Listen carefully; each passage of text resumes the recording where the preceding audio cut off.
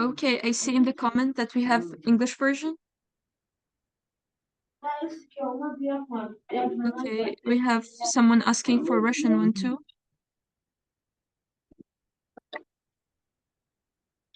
Does everyone understand English?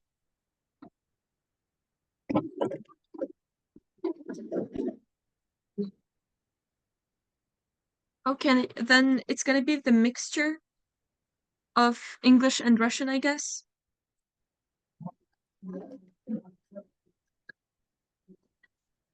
Okay, one more time. Hello, everyone. I am Nazarbakh Dawlatyorova. I'm a student of Turkey Scholarships Program. I won this scholarship program last year. Not last year, it's already like 2 years ago in 2023. And currently I'm studying in Turkey with full funded scholarship.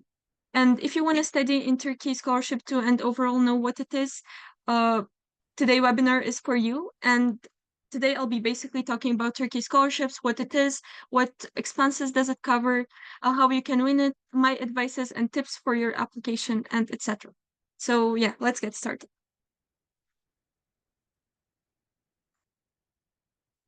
First of all, like what is Turkey scholarships? My presentation is in Russian, so if you want, you can also be reading the Russian version of it. So what is Turkey scholarships? Turkey scholarships is a governmental scholarship of Turkey. It's a scholarship of Turkish government, which is for international students, for successful international students from all around the world. Then we have mission of Turkey scholarships. Every single program has a mission that it is committed to. And before applying to any program, it is really important to know the program's mission because that's going to help you during your application process while writing your essays and etc. If you it's difficult to understand me or if I'm speaking too fast, please let me know because I want you to understand everything. So yeah, every program has its missions, and the mission of Turkey scholarships is to provide equal opportunities from successful students from all around the world. And there's another mission, and one of their goals is to show Turkey as a center for academic, like to show Turkey as a country where you can achieve like high academic results. And also the scholarship, one of the scholarship goals is to mm, bond to make the bonds between your countries even more tighter. So what does the scholarship cover? The scholarship program covers your tuition fees, which is the fees for your university. It covers your dormitory fees, which is your fees for staying in the dormitory or your living expenses.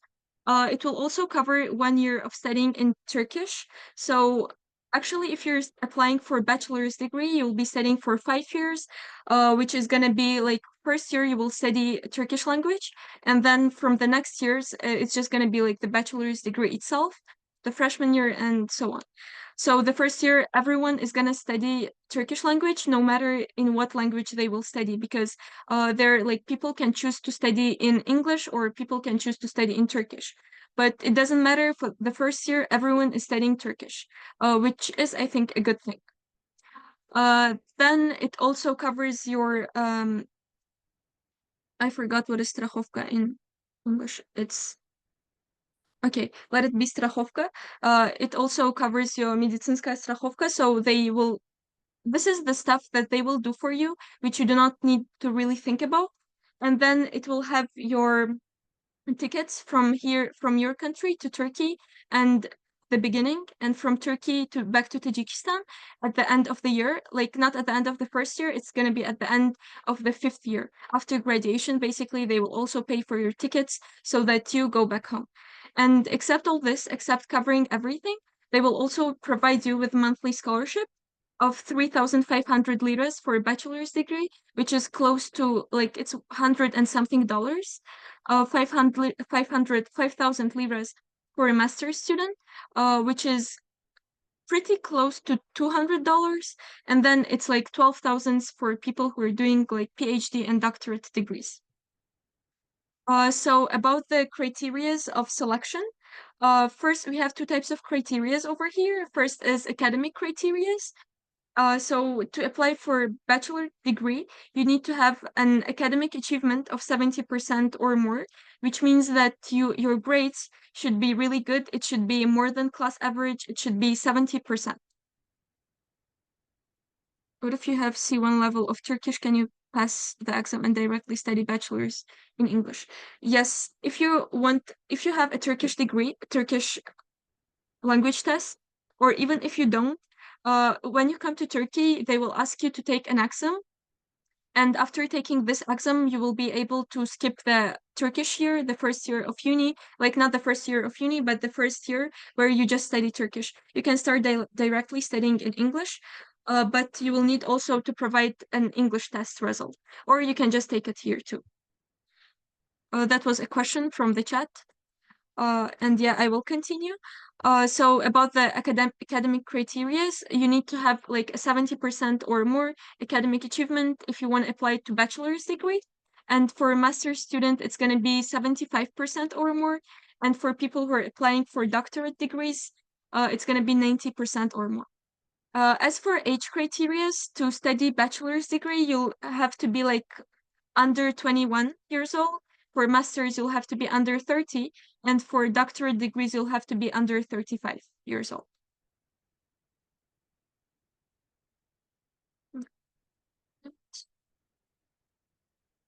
Okay, so what documents do you need to apply for the program? First of all, you'll need a document that shows your ID, which is your passport. You can put like your Tajik passport, or you can also use your international passport. It doesn't really matter as long as it shows like your identity. Then you'll need a picture of yourself that's taken within 1 year. And you will also need your diploma and transcript. If you haven't graduated from school yet, you will just provide, for example, your grades for the first quarter or for first and second quarter from your school. And for transcripts, it's going to be your scores from 9th grade, 10th grade, and 11th grade, which means for the last 3 years, you will provide your transcripts when applying to the scholarship program. And then if you have already the results of your national examination, you can also provide that one. But in most cases, if you study in 11th grade, you don't really have that yet. So this one is not required. And then during the application process, you will have to write a motivational letter, except that you will need a recommendation letter. And then if you have taken exams like GRE, GMAT, SAT, and something like that, you can also provide those results, but it's not required. I see a question. А можно ли с аттестатом 9 класса подать на эту программу на обучение на английском языке? С аттестатом 9 класса? То есть вы еще не закончили школу, да? То есть вы должны быть либо в 11 классе, либо вы должны уже закончить школу. Я закончила колледж. Насчет этого я не уверена. Мне кажется, тут нужно иметь образование выше 11 классов, но я об этом узнаю, и я свяжусь с вами. Я оставлю в конце потом свой Инстаграм, напишите мне, пожалуйста, туда. Я спрошу, узнаю и отвечу вам. Потому что я не уверена, можно ли подать, если вы закончили колледж. Окей. Ой. It ran ahead. 1 minute.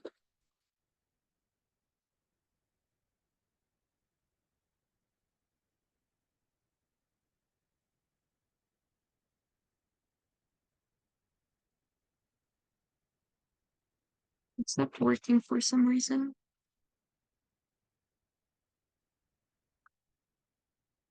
Okay. The documents that you need for applying. So if you have SAT, GRE, GMAT exams, you can use that one, but in most cases, usually people don't have them, which is totally fine. And if you have TOEFL and IELTS exam results, you can also put them too. But as I already said, like in most of the cases, people don't usually have, and it doesn't really impact your chances. But there are some programs, some universities that require you to have TOEFL or IELTS scores, but most of them do not.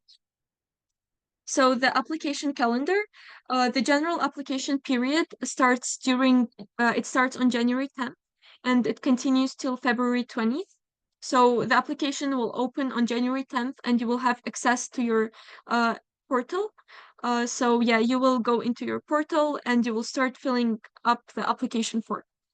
Then it will take about 3 months, like from March, April to May, for them to evaluate your application, to check all your essays, to check everything, and then give you an answer. And after that, if you pass the first round of the application, you'll have an interview period. And for bachelor's degree, when they are invited to the interview, they also have a test. They have a test from English, not from English. They have a test from geometry, from algebra, and that's also logic.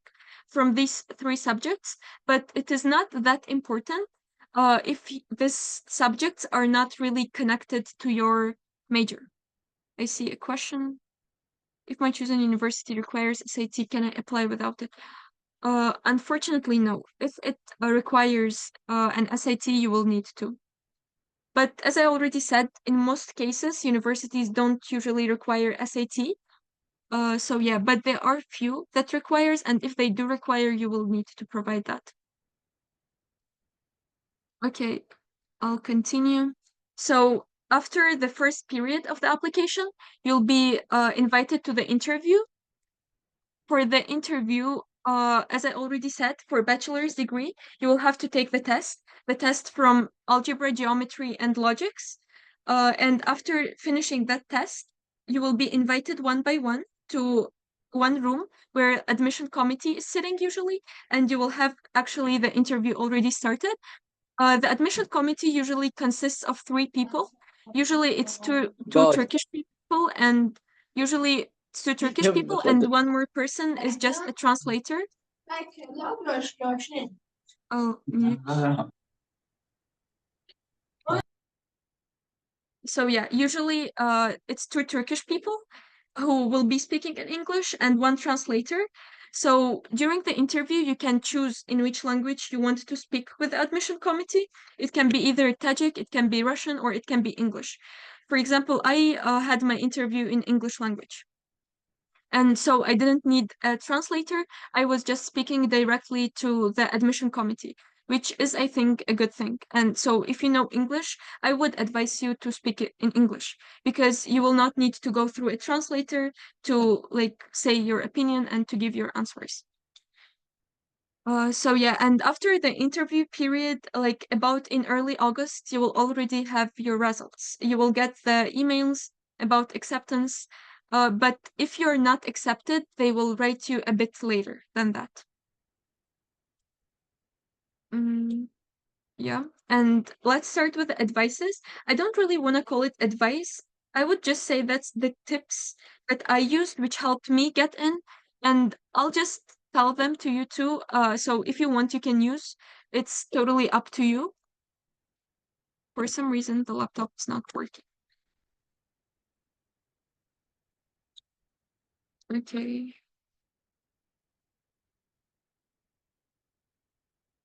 1 minute. Okay, here. So the one of the first advices is your academic achievements. I have a question. Are the tests from algebra and geometry hard to solve? The tests were usually from your school program. They are usually from your school program, so that's whatever you studied at school. There are some questions which you didn't, at least for me, like I didn't study at high school, but mostly it's the stuff that you studied. And I don't want like you stressing too much about these exams because they aren't that important unless your major is connected to them. So if your major is, for example, somehow really close, really connected to algebra, geometry, and logic, uh, yeah, it is kind of similar to SAT. The only difference is that SAT is English and math, but here you will have math, algebra, and logic. Algebra, geometry, and logic.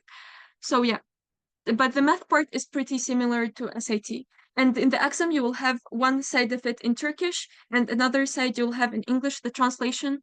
So you don't have to be worried about understanding the questions. And overall, for example, if you're applying for a major that doesn't have to do anything with math, I don't think it will play an important role in decision making. So yeah, going back to advices about the academic achievements, it is really important because this scholarship is for the best students from all around the world. And how can you show like that you're the best? Of course, like that's the first thing I think they will look at is your grades, because they need to see like how successful you're at school, what grades do you have. That's at least how they will know that like how you will be doing in the future. For example, if you were like you had a bad grades in school, you will most likely have bad grades at uni too. I mean, at least that's how they think.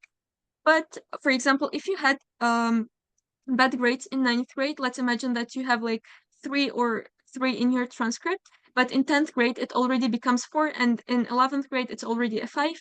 That is a really good point because it shows improvement. But if it's vice versa, it's not really. So I would advise you to pay attention to your academic achievements, not academic achievements, to your grades basically, because you'll be uploading your grades from 8th grade, from 9th and 10th, not from 8th, from 9th, 10th, and 11th, from three last years of high school. Next, we have a motivational letter. Um, Zoom is telling me that the conference is going to be finished soon, since it's already 40 something minutes I'm here. I will send one more link if this one finishes, and you can reconnect to the presentation again. So about the motivational letter, that's one of the most important parts of your application. In the motivational letter, there is one big question, but if you actually pay attention to that, the question is not only one, it actually has like several sub questions inside it. And it includes questions about your profession, about why did you choose Turkey, how education in Turkey is gonna help you in the future. So the first advice for writing your motivational letter is write down how did you come to this profession? How did you choose your specific profession? For example, I studied tourism management, and what I wrote in my essay, that's actually the first thing I wrote in my essay was, why do I want to study tourism management? Yeah, basically, why do I want to study it? So the first thing you should do too, as I think, is you should write down uh why you want to study a certain subject. And then if you have an experience in this subject, you should write down that one too. That's a really important point.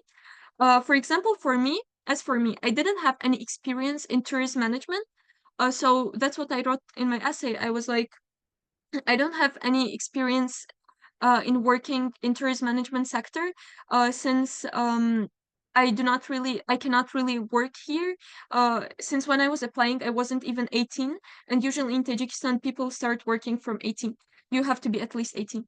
So that's what I wrote, and I was like, I didn't really get the opportunity to work in tourism management sector, but I took courses because I am really interested in this topic, which you can also do, because like if you don't have any work experience, you can add some stuff to your application by taking some courses. And you can take courses on platforms like edX, Coursera. There are like totally free courses from all the majors. For example, if you're planning to study economy, you can like just type introduction to economy course, or you can take the courses from really good universities like Harvard, Stanford, and etc. You can take them totally for free, and it will boost up your application too. It is a really good point for your application. So yeah, if you didn't have or don't have like any experience in your field like me, you can spice up your application with courses that you took from your own major. Um, I will now read you my part of my essay, which is the beginning part of it. You can like listen to it, and this is approximately what you can also write about. So the first part, as I already said, is going to be about your profession, and the next one is why did you choose that exact profession. So I'll start. Dear Scholarship Committee, this is my motivation letter. Dear Scholarship Committee, I'm grateful for the chance to elaborate on my background in support of my application for a Turkey scholarships for the tourism management program. So here at the beginning, I already say for which program I am applying. I have always been captivated by the hotel industry. I've enjoyed the traveling and discovering new places, nations, and cultures ever since I can remember. Since tourism is connected to learning different cultures and traditions, I wrote it here that I have always been interested in that. Mm, I realized while I was in Turkey that country's hospitality and tourism industries were extremely well developed and met the highest international standards. So here I mentioned that I was in Turkey, uh, because even in my application I wrote that I participated in an Olympiad in Turkey, and here I mention it again. I write that I was in Turkey actually, and I was amazed by how good their hospitality is. Hospitality is the tourism section of a country. So I thus made the decision to complete my bachelor's degree in the hospitality and tourism business in Turkey. Unfortunately, career-oriented classes are not offered in schools in Tajikistan, so I started looking for online courses in this area. At the moment, I'm enrolled in ESCES, that's the name of the school, business schools course, hospitality management, distribution revenue, demand management. So here I write that unfortunately I didn't have a chance to get an experience in this field. That's why I took an extra course online, and I write the name of the course that I was taking. Then I shortly mention what I learned from this course, like asset management, pricing, revenue management, and significance of hotel branding were some things I have learned. Since Tajikistan has amazing natural features like lakes, rivers, historical sites, and the most breathtaking mountain range in the world, I believe it is crucial to have qualified experts in this field in my nation. Yet regrettably few people are aware of this little country that lies on the roof of the world. So here I'm saying that I was in Turkey. I saw how like their hospitality is developed, and then like I compare it to my own country, which also has really good historical places, has like amazing nature, breathtaking mountain ranges, and everything. But unfortunately, the tourism sector is not really developed in my country. So then I continue. I would like to pursue a degree in tourism and hospitality. This, in my opinion, serves both in my interest and those of my community. So here I write that it is not only like for me, it is also going to be good for my community too, since like Tajikistan is such a beautiful country, but most people don't know about it because our tourism sector is not that developed. I'm well aware that degrees granted by Turkish universities are acknowledged around the world. So here I already start answering to the question about importance of Turkish education. I write that Turkish education is really like high qualified, especially in tourism and hospitality management, as there is no other place to study hospitality apart from Turkey, where people are treated like guests sent by God. So here I basically write why I want to pursue especially tourism management degree in Turkey. And then in addition, the departments in my specialty have exceptional teachers and conduct instructions with contemporary curriculum that guarantees the employability of graduates with numerous updated facilities. Being surrounded by very talented students and professors from all around the world who are driven to make the world a better place is a fantastic honor. So here I'm again answering to already the second question, why I wanted to study in Turkey and like how good the education in Turkey is. I hope to return home after receiving degree in tourism administration so that I can put the knowledge I acquired to use. In terms of my short-term objectives, I want to work in this field to enhance my skills. In terms of my long-term objectives, I want to continue my studies overseas, start my own agencies, and eventually take them to the global level. So here I already start answering about the importance of this scholarship for my future plans, which is also an important part of it. I want you to pay like a really careful attention so that you answer all parts of the question because it has several, and usually people do this mistake of not answering all the parts. They just, for example, answer why they want to study in Turkey. But no, you also need to answer why you want to study your profession, why do you want to study it in Turkey, and how important Turkey is for your future plans. So yeah, and at the end, moreover, I want to help Turkey scholarships with its primary goal of identifying bright students who are ready to change the world. So here, as I said in the beginning, why it's important to know mission of the program.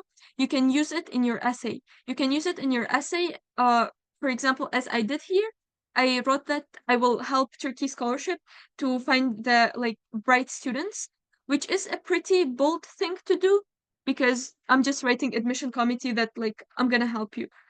Yeah, it is pretty bold. So I just continue there. There are a lot of diligent and dedicated students in Tajikistan, but many are unaware of this program. If I become an alumnus, I'll do my best to spread the word about this program. So I write in my essay how they will benefit from me because it is not, when you're applying to this scholarship, your essay shouldn't be only about how good the program is because they already know how good they are. They know that they will cover everything.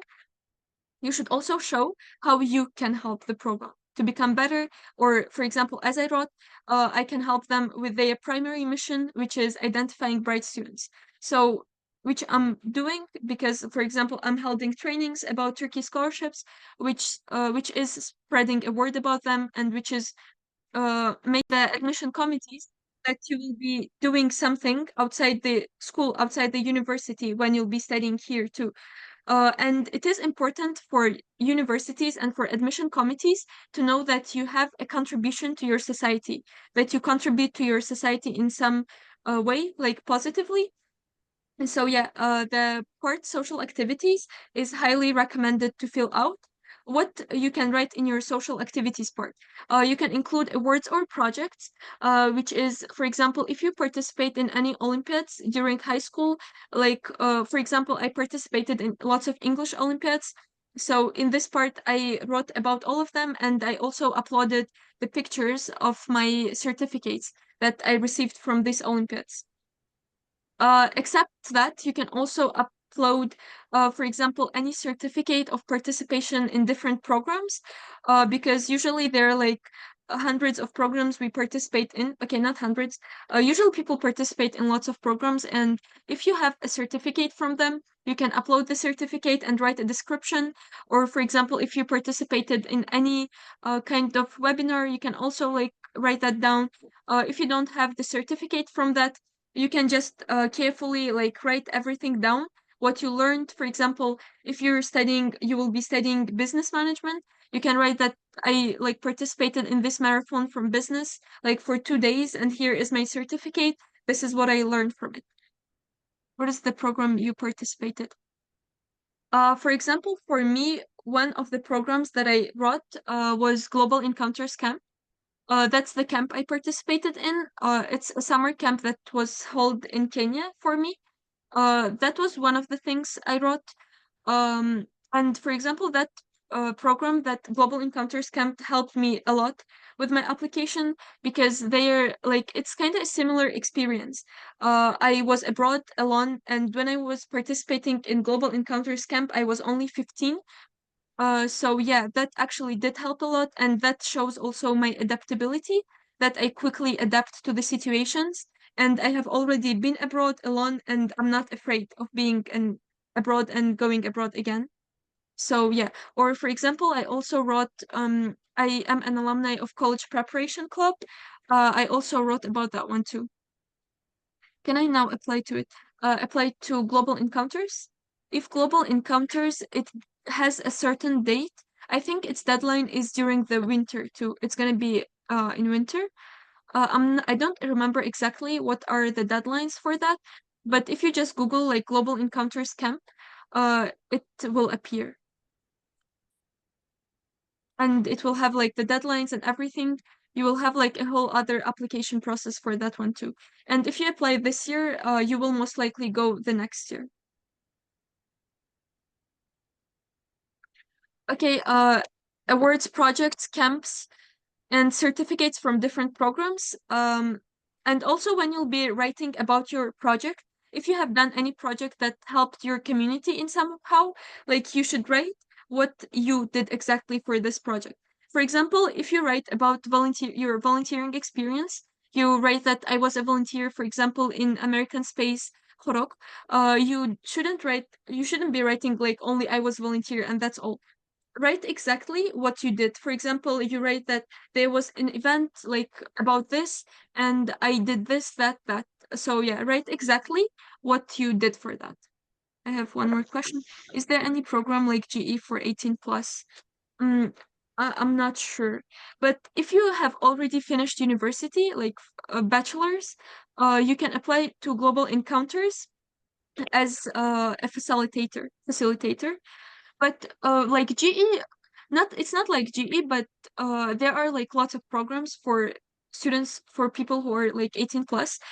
Different programs like um, have you graduated school and do you study in university, or yeah, like did you graduate from uni already, or you just graduated from school and you're having your gap year?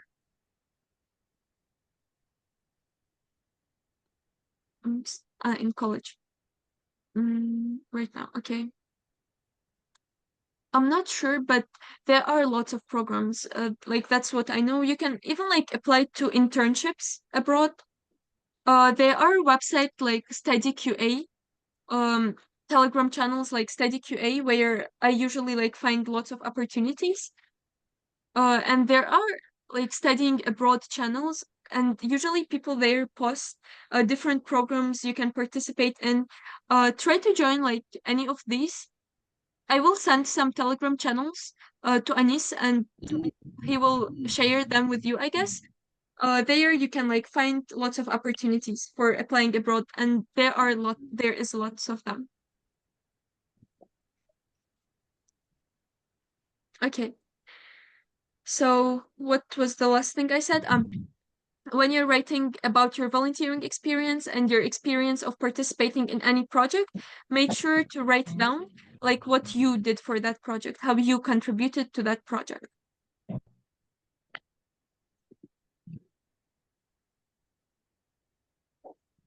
Okay, next.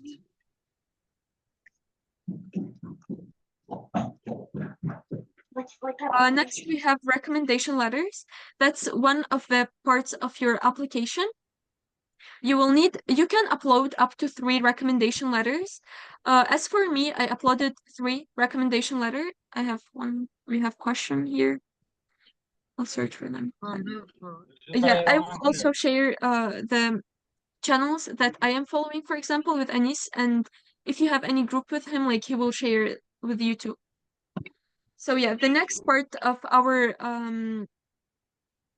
not the next part, it's the next advice, is the part about recommendation letters. Recommendation letters are really important part of application, not only to Turkey scholarships, but to anywhere you apply to.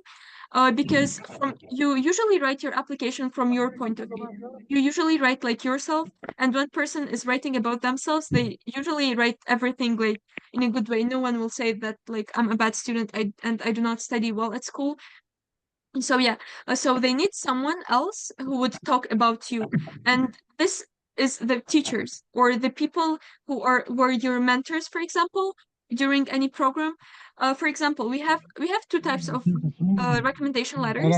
One is academic, and another is non-academic letters, recommendation letters, and you can upload actually both of them.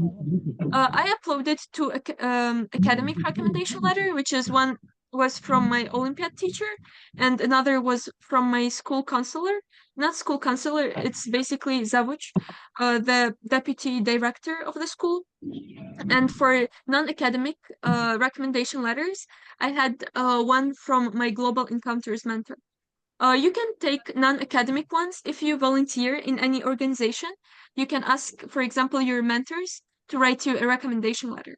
So that's how the admission committee will see you from different parts. So from different sides. So they will know you from your perspective, and they will also see you from perspective of different people, which are your teachers and mentors. And the last one, last advice for your application process is the choosing university part. So when you'll be doing your filling up your application, you have to choose between 12 universities. So from these 12 universities, for bachelors, you must choose 6 of them from big cities, and you must choose 6 other from small cities. You cannot choose all your universities from big cities like Istanbul, Izmir, and Ankara. So academic letters should be from, yeah.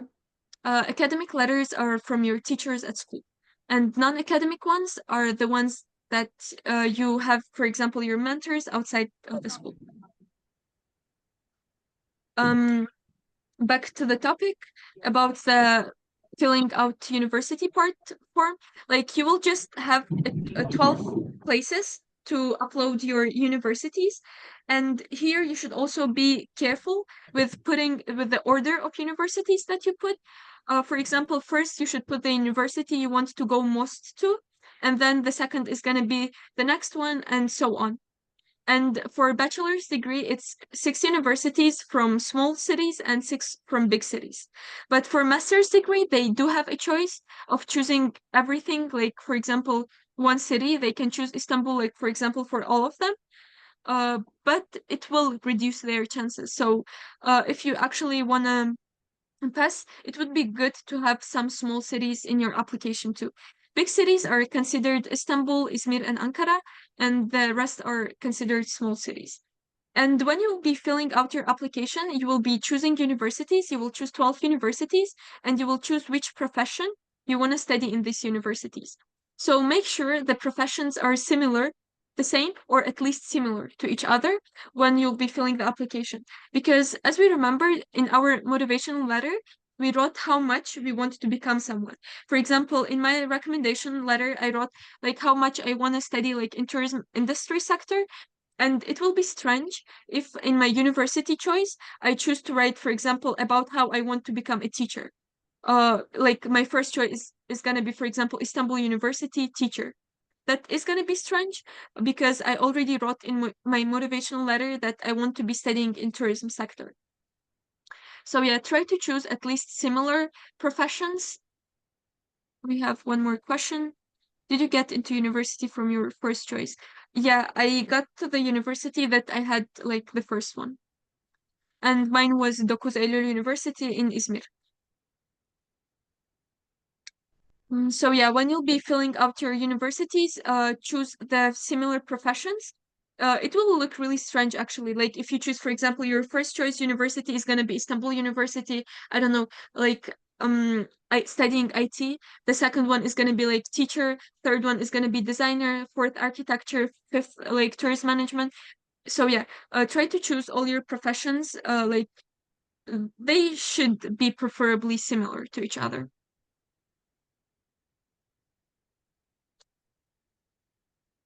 Okay, and then next part, you will be invited to the interview. After finishing your application process, you submit your application process, and in 3 months, most likely they will write you and they will invite you to the interview. So here we have advices that I would give you for the interview, and the first one is come handed. Приходите вооруженным, it doesn't mean that you need to come with оружие. It means that you need to come. For example, in your application, you wrote that you participated in this Olympiad, in that Olympiad, and when you come to the interview, take your certificates with you. It means that you come handed, you come ready. You already wrote in your application that you participated here, there, and there, but when you come actually to the interview, bring your certificates with yourself. That's what's going to help admission committee to know that you're not lying. They will not even really check your certificates. For example, when I went, they just took my file and they just like did this and gave it back to me. But the fact is that they know that you showed them everything, which means that you're not lying about that. So it is good to have what is called доказательство of what you're doing. And another advice for the interview is to read your application. Like when you fill your application, like it's gonna be like 3 months before your interview, which means that you will most likely forget the things that you wrote in your application. So yeah, please read your application before going to the interview because one, you might have forgotten like any part of it. And second, if something changed, for example, your grades changed, they became better, you have a chance to talk about that in the interview. Or for example, if in this period you like participated in any other competition, you won a place, you have a chance to talk about that to the admission officer. And We all know that every single interview you will go to, like there's a 99% chance that they will ask you to introduce yourself. And that is usually the first question. So when someone says introduce yourself, it doesn't mean that you just say like, hello, my name is Nazarbakh Dawlatyorova, and that's all. When someone asks you to introduce yourself, I would recommend here to answer it as much as you can and to show, most importantly, here your skills. For example, you start by saying, for example, the admission committee asks me to introduce myself, and I start like, "Hello, my name is Nazarbakh Davletyorova. Uh, I am the I'm graduating from Presidential Lifestyle Boarding School for Gifted Students of Tajikistan. And I am a really adaptive person. I'm really adaptable person. If I say that I'm an adaptable person, which means I adapt to situations really quickly. So I give them like the main idea, like I am an adaptable person, and then I start giving examples for that, so that they actually understand that I'm an adaptable person. So I say, yeah, I am a really adaptable person, and then I start giving example. For example, last year, I participated in Global Encounters Camp, where like I participated with the 64 students, 64 other students basically from all around the world, where I learned leadership, where we worked on community projects. So yeah, basically I give them a main idea. I say that I have a certain skill, and then I start giving hmm, examples for that. Like an example with adaptive. Or for example, I say that I have good leadership skills, and I just don't stop here. I start giving example. I start saying, for example, there was one project that like there is a project I'm working on right now, and I give them, for example, an example of a project where I was a leader. Or for example, I can say I am the student of the year in my school, which means like I have weekly sessions with different students, and I give them advices about improving their grades and etc. So yeah, the most important thing here is to give them a skill and to give them example for that skill. Yep. Then there is also another question that you know for sure you will be asked, and that is, why do you want to study in Turkey, and why do you want to study like the program you chose, like your major? You already answered to this question in your application form during the essay, so that's why you need to read your application one more time carefully before going to the interview, because they will ask you questions like this. So you already know the answer to this. You will answer, for example, I want to become, um, for example, let's say a doctor, because of this, that, and I want to study in Turkey because it has a really good educational system. Like Turkish education is accredited like by European universities and etc. And in most cases, at least in Tajikistan, in most cases with me and my friends, they ask questions about your profession. For example, I was applying to a tourism management program. So in the interview, they asked me, what are three countries in Europe that have the most amount of tourists? That's like something related to information that I need to know. And I didn't really know. I was kind of surprised because I wasn't expecting any type of the questions. But yeah, they do ask questions, so be ready to answer to questions about your major. For example, if you're applying to tourism management, know, for example, in which place Turkey is in the world from tourism management sector. Because as we all know, Turkey is a really good touristic destination for most of the people. So, like when they said three countries in Europe, I was like, okay, Turkey should be one of them. And I just named like two other. I said like I think France and also Italy. I don't even remember now.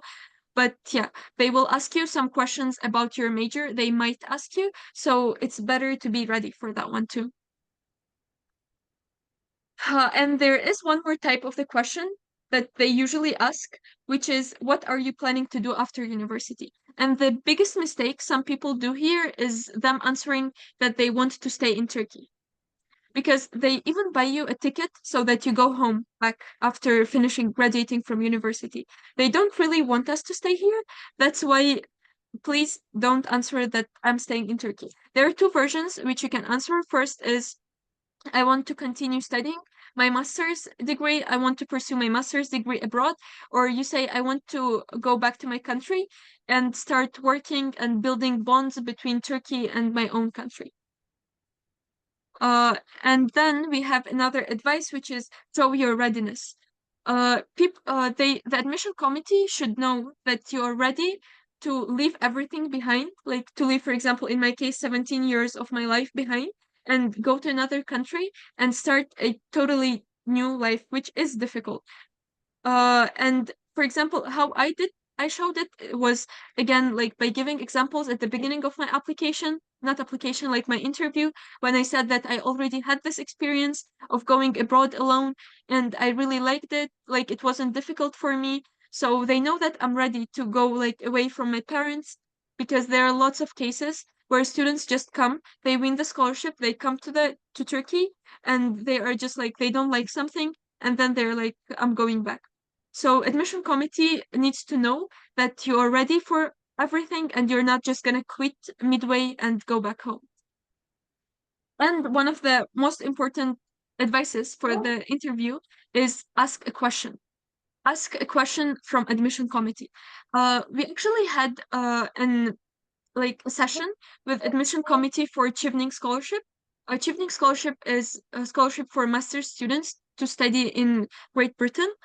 So yeah, we had a session with him about admission process and interview basically. And this was like what he said was the most important thing is to ask questions because that is how the admission committee will remember you. Because like they will have hundreds of applicants coming to the interview, and maybe from this 100 applicants, there will be maximum like 8 people who will ask admission committee a question. But you should make sure to not ask stupid questions. What can be a stupid question? Stupid question is a question which you can easily find yourself. For example, you go to the interview and you're like, what documents do we need? I mean, that's actually the stuff you already did, but the question should be a good one. Something, for example, like, whom do you consider a successful student? Or how will you know that we are successful in a year?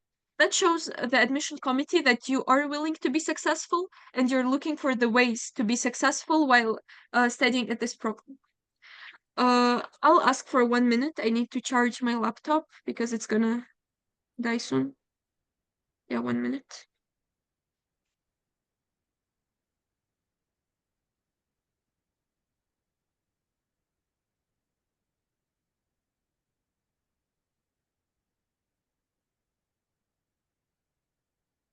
Okay.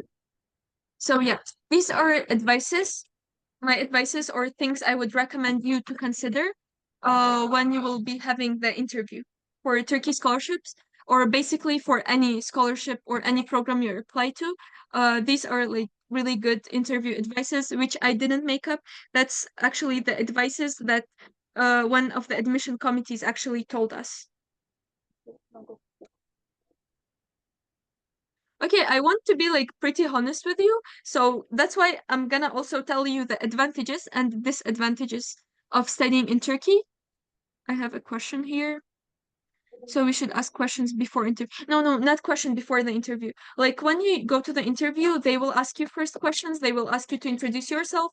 Now you know that you have to answer like you should tell them like any of your skills. For example, that you're adaptable or flexible or whatever. Okay, you first answer to all their question, and at the end of the interview, admission committee usually asks, do you have any question? Like they ask this question for a reason, right? So you should answer like, yes, I do have a question, and then you ask a good question, which is how you will remember, how the admission committee will remember you in a pool of like 100 applicants, because there are lots of applicants who will be applying. So that's how the admission committee will remember you. And as I already said, like for example, if there's gonna be 100 people, maximum like okay, let's say maximum 10 people will ask a question, and from these 10 people, like normal question, like good question, will be asked like maybe by maximum 3 people. And guess who will be remembered by the admission committee? Of course, the people who asked questions. Um, okay, and now I'll talk about the advantages and disadvantages of that, because I do not want us to live in La La Land where everything is perfect, because studying abroad is difficult. And I want to start with disadvantages of studying in Turkey.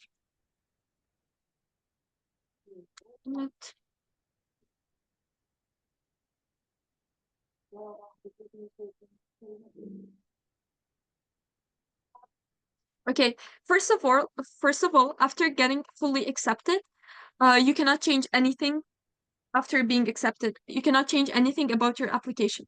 I will give you an example. When I was applying to Turkey scholarships, I didn't really I wasn't thinking about this as my first version, because I was also applying to universities in Europe. But unfortunately, I didn't get like full funded scholarship. That's why like I had to decline.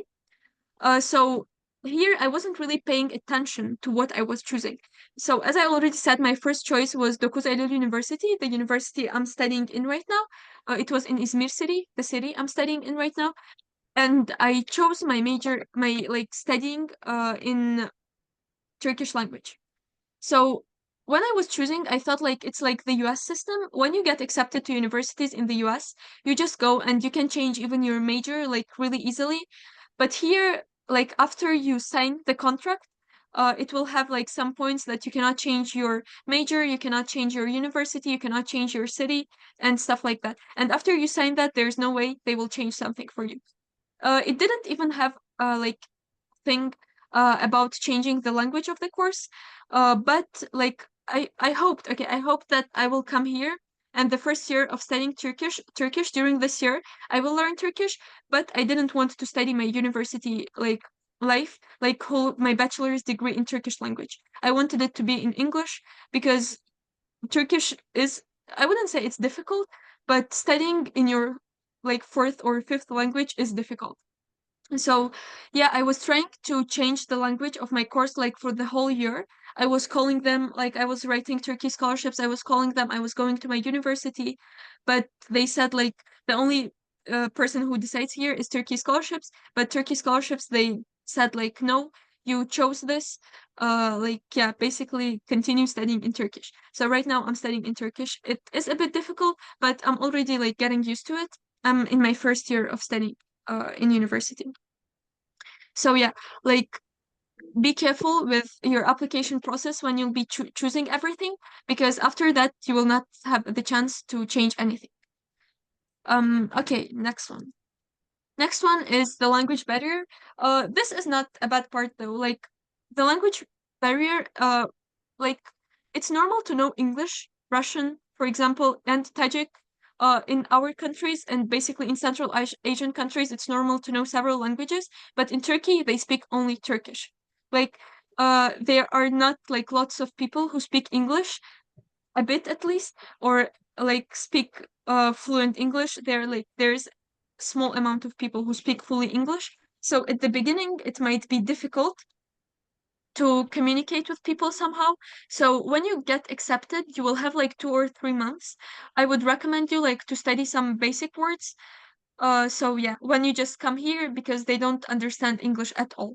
Like my first days, I remember how I was like struggling with communicating with people because I didn't know Turkish. And the third one, which is one of the biggest disadvantages, is that your dormitory location.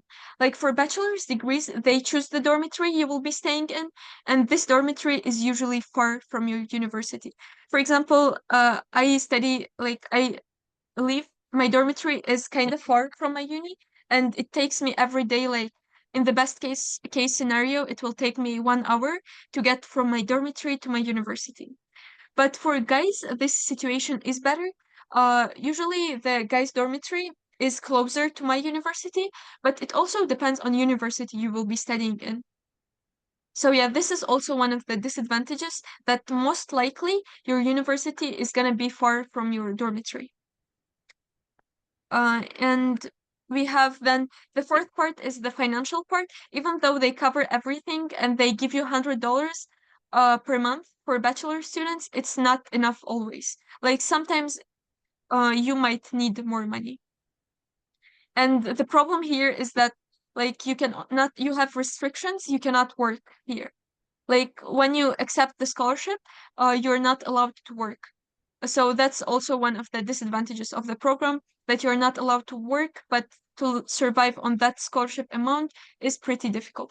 But the case is that most people work here with Turkey scholarships, and till now everything has been fine. So yeah. The fifth part is the documentation process, but this is not a I wouldn't say this is a disadvantage, because it's just something everyone needs to go through, especially when you're going to different country. It's just it will take a lot of time, and it's a bit um stressing, like to find out this document, that document, to run after all the documents, collect everything, go to their immigration office, and etc. Then another point, since we are studying with scholarship, like, and they pay us above that, there are strict attendance and academic expectations from us. They expect us to be really good students with high grades, since that's what we showed them, since that's what we told them that we are gonna be. So they expect a lot from us. They expect, for example, we are not allowed to have an average grade of less than 50%. If we have a grade in university, if our grades are less than 50% of the class, uh, if it is our final grade is smaller than the final grade, the average, the average grade of our class, our scholarship will be cut. We won't have scholarship. So yeah, we have strict expectation, and then dependence on program restriction, which I already told. You're not allowed to work. And in case of, for example, having um, bad grades, your scholarship will simply be cut. And the last one is inflations. Inflations in Turkey are crazy. The prices go up every single day. So yeah, these were the disadvantages. I hope I didn't scare you. Uh, yeah, these are the disadvantages, but it does have lots of advantages too. And if something is difficult, it doesn't mean that you shouldn't be doing that. It means vice versa, that you should be doing that, because if something is difficult, it means you're learning something from it, you're growing, and you're becoming stronger. So yeah, let's go to the advantages part. And our advantages, the first one is, of course, the scholarship covers all your costs. It covers your like university, your plane tickets, your dormitory fees, your insurance, medical insurance, and basically most of the stuff. The second one is that it's a new culture. You will learn a new language, which is a really nice thing, because the more languages you know, the better your brain will work, at least, and you will get to know like a totally different culture. And in the first year, you will be studying Turkish language, which is a really good thing. And during the first year, you will not really have that much stress, because it's only learning a language. And even if you know Turkish, I would advise you to take this language here. I would advise you like to fail the Turkish exam, and just take this first year, because it's really fun. Like you just meet the students who just came, like who are like you, who just came from different countries, who do not know anything. That's like, I mean, how you make friends, and it's like stress-free year. You can do everything you want. You can travel. That's what I did, at least. You can travel with your friends like all around Turkey and etc. So yeah, you will have like a bonus thing of learning a new language. The third is the educational system. The educational system in Turkey is pretty good. It's accredited like by European universities. And like I started studying in uni this year, and I pretty like my major and how they teach us. The only thing is it's in Turkish. Like I don't like the fact that it's in Turkish, but the stuff they teach us, I do like the stuff I'm learning from there. Then we have another advantages is accessibility of everything for students. Like there are so many student sales here. Like for students, there are lots of opportunities, I would say, and everything is usually cheaper for students. For example, when you get museum card, like it will cost like $1 for a student, and you can use that museum card to visit lots of museums for free, and lots of places where tourists usually pay like, I don't know, like hundreds of dollars. So yeah, you will have lots of advantages as a student in Turkey. And even, for example, in the cafes, when you'll be going, you'll be having like uh s- sales for everything. Another advantages is meeting other international students, especially in the first year when you will just come. Uh, like there will be lots of international students who will be learning Turkish because when you go straight to university, you will most likely be your classmates will most likely be Turkish people, but for the first year, it's usually international student, and it's nice to know international students too. I have a question here. Are you with international students or no? When I was studying my first year, which was Tomer learning Turkish language. All of my classmates were international students, and it was different ages. It was like from bachelor's, like master's, and even PhD and everything. But this year, mostly they are Turkish people, but I do have still my friends who studied, for example, back at the time with me too. We studied Turkish together, and now we are studying in the same faculty. So yeah, you can also meet people who will be studying with you next year at university. And it's always nice to have international friends from different countries, and you can then like visit each other's, like go to different each other's country and basically have fun, travel around Turkey. Yeah, it's good to have international friends.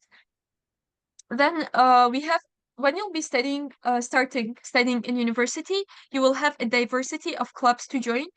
For example, our university offers like lots of clubs. We have like a dance club, entrepreneurship club, like business club. We have like I cannot even name all of them.